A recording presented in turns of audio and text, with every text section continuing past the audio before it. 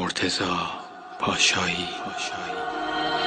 یکی هست تو قلبم که هر شب واسه اون می نویسم، اون خوابه نمیخوام بدونه، واسه اونه که قلب من این همه بیتابه.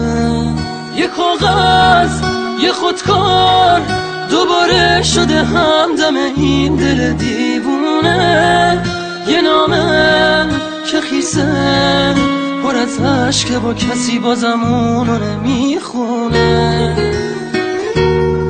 یه روز همینجا توی اتاقم یه دفعه گفت داره میره، چیزی نگفتم آخه نخواستم دلشو قصه بگیره. گریه میکردم درو که میبست، میدونستم که میمیرم. اون عزیزم بود نمیتونستم جلوی راشو بگیرم. میترسم یه روزی برسه که اونو نبینم، بمیرم تنها. خدایا کمک کن، نمیخوام بدونه دارم جون میکنم اینجا.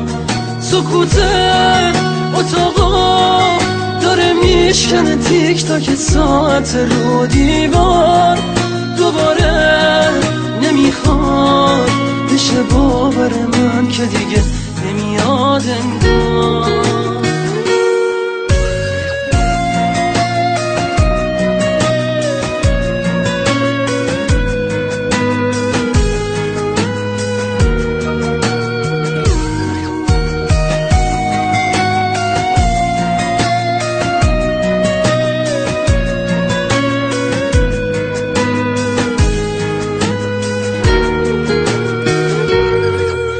همینجا توی اتاقم یه دفعه گفت داره میره، چیزی نگفتم آخه نخواستم دلشو قصه بگیره.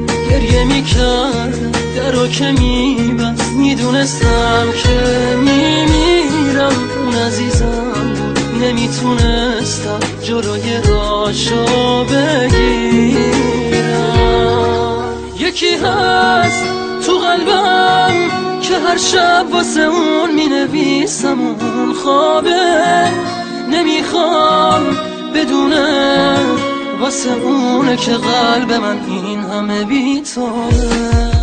یه کاغذ یه خودکار دوباره شده همدم این دل دیوونه، یه نامه که خیسه پر از عشقه با کسی بازم اونو نمیخونه.